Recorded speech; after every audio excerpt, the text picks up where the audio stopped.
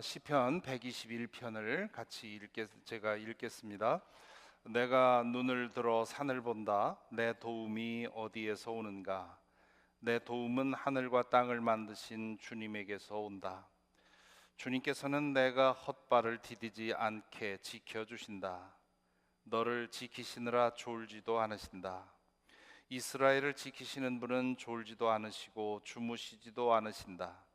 주님은 너를 지키시는 분, 주님은 내 오른쪽에 서서 너를 보호하는 그늘이 되어 주시니 낮의 햇빛도 너를 해치지 못하며 밤의 달빛도 너를 해치지 못할 것이다. 주님께서 너를 모든 재난에서 지켜주시며 내 생명을 지켜주실 것이다. 주님께서는 네가 나갈 때나 들어올 때나 이제부터 영원까지 지켜주실 것이다. 아멘. 어제 120편 소개하면서 말씀드린 것처럼 시편 120편부터 134편까지는 그 성전에 올라가는 순례자의 노래, 그렇게 되어 있습니다. 그 매 시편마다 표제가 그렇게 되어 있죠. 성전에 올라가는 순례자의 노래.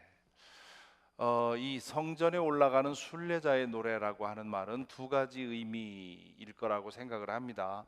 하나는 예루살렘 바깥에 살던 유대인들이 예루살렘 성전에서 예배드리기 위해서 그 예루살렘을 향해서 캐러반 여행을 하게 됩니다.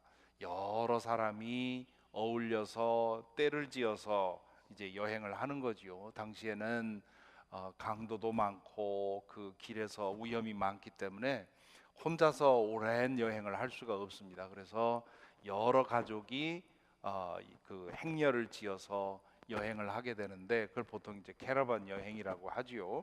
그 캐러반 여행을 통해서 예루살렘에 와서 그곳에서 유월절을 지낸다든가 초막절을 지낸다든가 뭐 이제 그렇게 하게 되지요. 그래서 이 14개의 노래들은 예루살렘을 향하는 이 순례의 여정에서 부르는 그런 찬양이었을 것으로 생각을 합니다. 그래서 사실 우리 남성분들은 군대 가서 다 그런 경험을 했겠습니다마는 오랜 행군 과정에서 노래를 부르는 것은 굉장히 큰 힘이 되지요. 그래서 예루살렘 성전에서 예배드릴 그것을 상상하면서 함께 이것을 노래를 부른 그런 노래였을 것으로 생각을 합니다. 아마 그것이 가장 중요한 이유일 것이고요. 또 하나는 예루살렘 성전을 보면 그 입구로부터 성전에 들어가기까지 그 계단이 있습니다. 그 계단을 올라가서 이제 성전 본체로 들어가게 되는데 그 계단을 하나하나 올라가면서 이 찬송을 불렀을 거라 그렇게 또 추정하는 사람들도 있습니다. 그래서 예배 시간에 그 성전 뜰에 모여 있다가 그 행렬을 지어서 한 계단 한 계단 오를 때마다 첫 번째 계단 오를 때 120편 함께 찬송하고 다음 두 번째 계단 오를 때 121편을 찬송하고 이런 식으로 해서 성전에 들어갔을 거다 그렇게 생각을 하지요. 그래서 이 120편부터 134편까지 성전에 올라가는 이 노래는 참 그런 점에서 매우 중요한 그런 유대인들에게는 이스라엘 사람들에게는 중요한 노래였습니다. 오늘 읽은 121편은 우리가 특별히 그 찬양으로 많이 부르는 그런 찬송이지요. 내가 눈을 들어 산을 본다. 내 도움이 어디에서 오는가? 여기 산이라고 하는 것은 둘 중에 하나입니다. 하나는 이 시온산을 상상하면서 내가 시온산을 바라본다. 나의 도움은 하나님에게서 온다. 이제 그런 뜻으로 해석할 수도 있고요. 전에 공동 번역은 이것을 이산저산 돌아본다. 내 도움이 어디에서 오는가? 그렇게 번역하기도 했습니다. 그래서 이 산은 이 이스라엘에 있는 그런 여러 산들을 생각하면서 이 팔레스틴에 있는 산들은 우리 이 미국이나 한국에서 보는 그런 산과 달리 거대한 돌산입니다. 그렇기 때문에 이 적군이 쳐들어올 때 그 돌산에 피해봐야 소용이 없습니다. 뭐 다 보이기 때문에. 그래서 내가 어디로 피해야 하는데 피할 곳이 없는 것, 그런 상황에서 나의 도움이 어디서 오는가, 그렇게 노래하고 있습니다. 그러면서 2절에 보면 내 도움은 하늘과 땅을 만드신 주님에게서 온다. 그러면서 이제 주님께서 우리를 돌보시는 것을 얘기를 하는데 3절부터 8절에 쭉 하나님을 사람으로 의인화시켜서 얘기를 하지요. 주님께서는 내가 헛발을 디디지 않게 지켜주신다. 너를 지키시느라 졸지도 않으신다. 이스라엘을 지키시는 분은 졸지도 않으시고 주무시지도 않으신다. 이건 의인화시켜서 늘 깨어서 우리를 지켜보신다고 하는 그런 말씀입니다. 주님은 너를 지키시는 분, 주님은 내 오른쪽에 서서 너를 보호하는 그늘이 되어 주시니, 오른쪽이라고 하는 것은 어느 나라든지 오른쪽은 더 좋은 쪽, 가까운 쪽, 그런 것을 말하지요.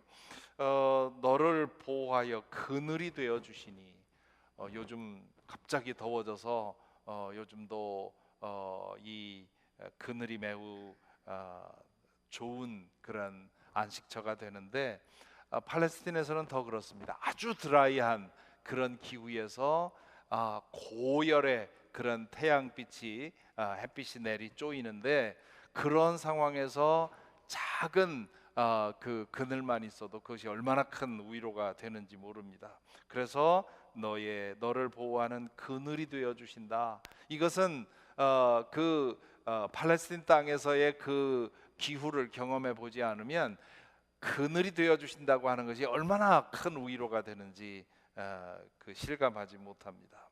낮의 햇빛도 너를 해치지 못하며, 이 낮의 햇빛이라고 하는 것은 금방 이렇게 살갗을 내놓고 살면 그을리게 되고요. 밤의 달빛도 너를 해치지 못한다. 우리 동양에도 그런 그 민간 신앙이 있지만, 달빛이 사람을 교란시키고 정신 착란을 일으키고 한다는 그런 민간 신앙이 있지 않습니까? 그래서 그런 문화 속에서 자랐기 때문에 요즘도 한밤중에 혹은 새벽에 달빛이 환하면 그 차가운 달빛에서 섬뜩함을 느끼곤 하는데요. 그 밤의 달빛이 사람의 심령을 교란시킨다는 그런 믿음이 유대인들에게도 있었습니다. 그래서 밤의 달빛도 너를 해치지 못한다. 낮의 햇빛은 우리의 육신을 해치고 밤의 달빛은 우리의 정신을 해치는데, 그 모든 것으로부터 보호하신다. 주님께서는 너를 모든 재난에서 지켜주시며 내 생명을 지켜주실 것이다. 주님께서는 내가 나갈 때나 들어올 때나 이제부터 영원까지 지켜주실 것이다. 여기 보면 이 시편 21편에서 지키다 하는 말이 6번 나옵니다. 우리 세번역은 번역하다 보니까 하나가 더 늘었는데 7번 나오는데요. 지키신다, 지키신다, 지키신다, 지키신다.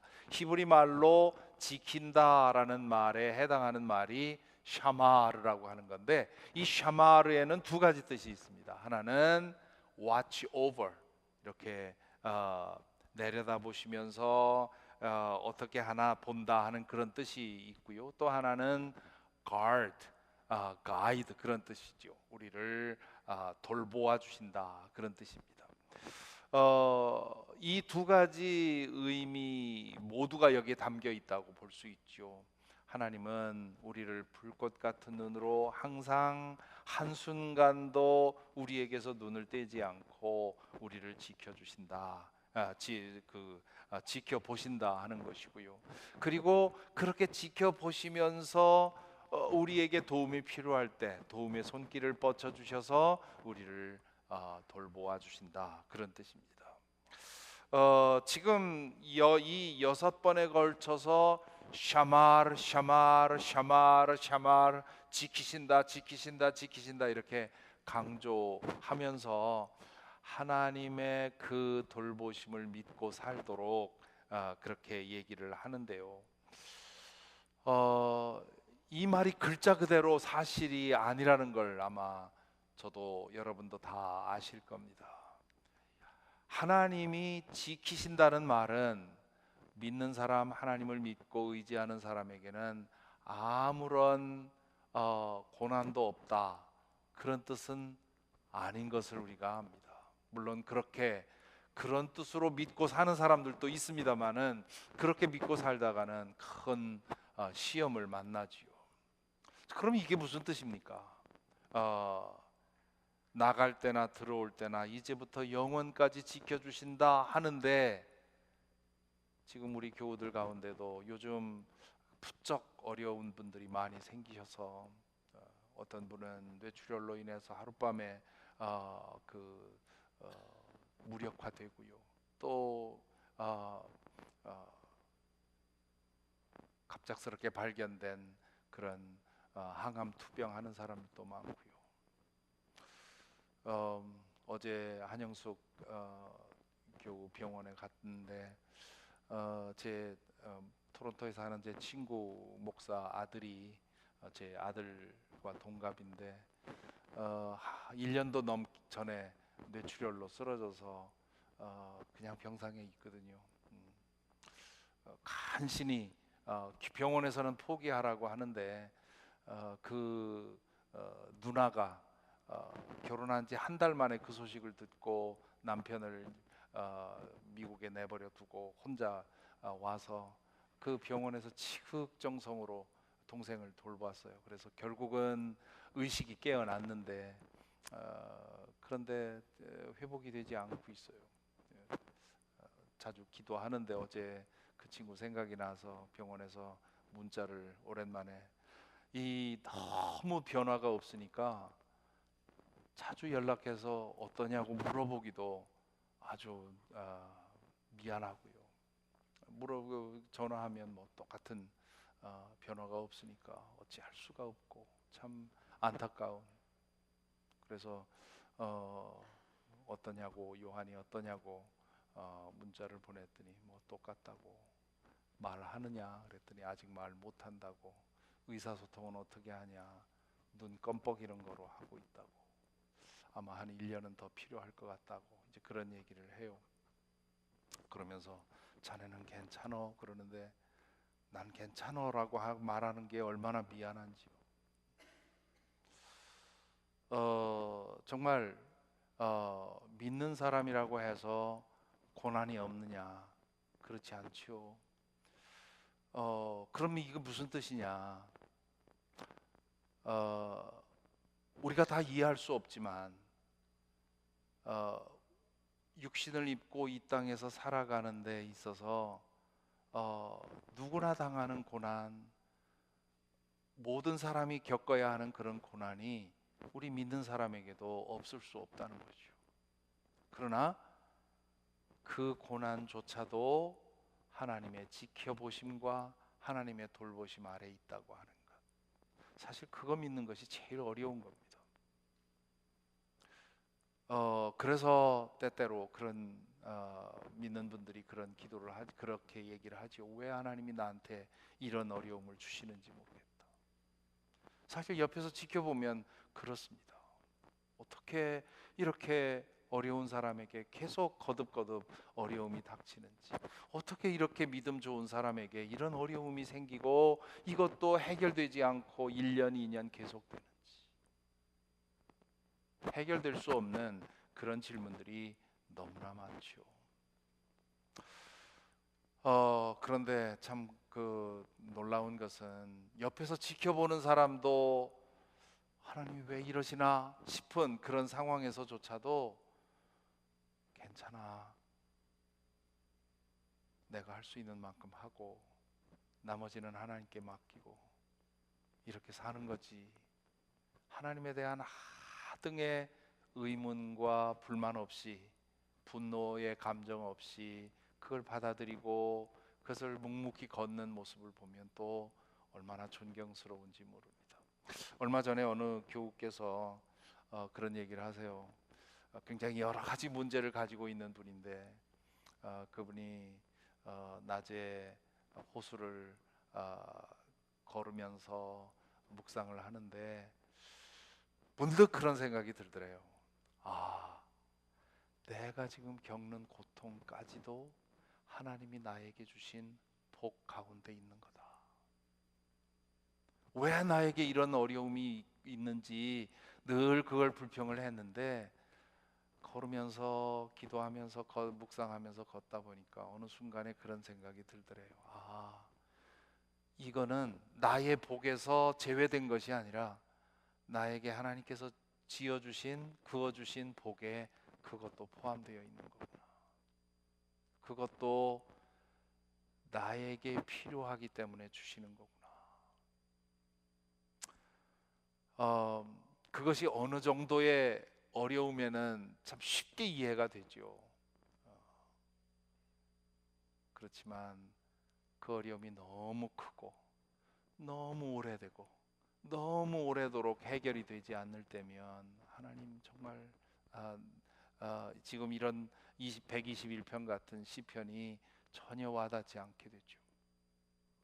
이 시간에 우리가 이 시편 121편을 읽고 묵상하는 것은 바로 그럴 때조차도 하나님의 선하심과 절대 주권에 대해서 인정하고 이렇든 저렇든 이 모든 것도 하나님의 섭리 안에 있다는 사실을 믿고 살아가도록 인도하시는 손길이라고 믿습니다. 부디 이 121편의 이 노래처럼 하나님께서 불꽃 같은 눈으로 우리를 지켜보시고 인도하신다는 것, 그렇기 때문에 때로 우리가 당하는 고난도 지금으로서는 이해할 수 없지만 하나님의 섭리 가운데 있다고 하는 것, 그러면서 그 고난의 섭리를 깨닫는 저와 여러분이 되기를 바랍니다. 찬송가 383장을 부르겠습니다. 383장.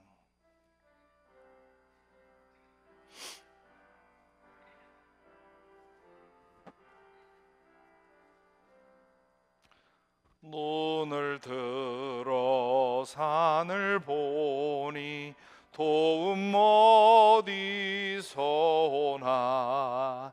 천지 지은 주 하나님 나를 도와주시네. 나의 발이 실족않게 주가 깨어 지키며 택한 백성 항상 지켜 길이 보호하시네.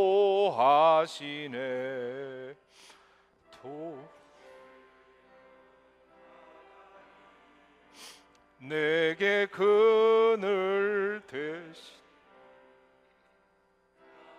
해와 밤에 다 너를 상치 않겠네. 내게 화를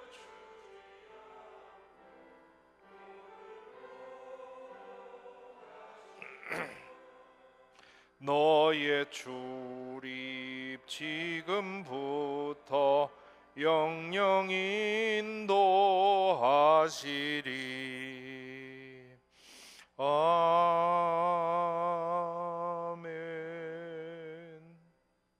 기도하겠습니다.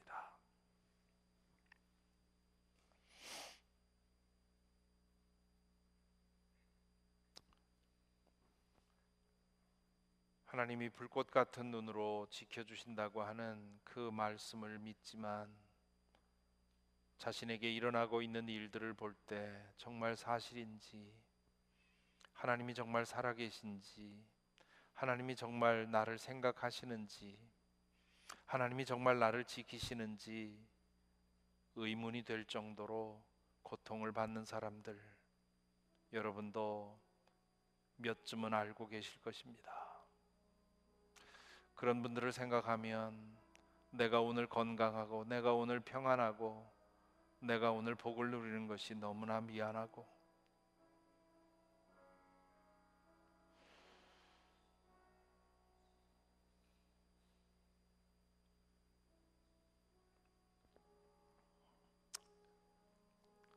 이 시간 여러분 아는 대로 그분들을 위해서 우리 교우 그리고 여러분 아는 친구 혹은 가족, 친지들 있을 것입니다. 그들을 위해서 깊이 기도하는 오늘 이 아침 되기를 바랍니다. 또한 우리 자신의 믿음을 생각하면서 사망의 음침한 골짜기, 죽음의 두려움 앞에서도 절대 주권을 믿고 의지하는 그런 믿음 되게 해주시기를. 물론 그런 고난과 고통 겪지 않고 살면 가장 좋지만, 그러나 이 세상을 살면서 그런 것으로부터 완전히 면역되어 살 수는 없습니다. 그러나 그런 상황에서라도 그런 세상 사람들이 말하는 불행 중에도 그것조차도 하나님이 우리에게 약속하신 축복 안에 있음을 믿고 살아가는 믿음이 되도록 우리 자신을 위해 기도하겠습니다. 이 시간 이 말씀을 기억하면서 기도하다가 평안히 돌아가시고 오늘 또 이렇거나 저렇거나 주님 의지하고 주님과 동행하며 살아가는 하루가 되기를 바랍니다. 감사합니다.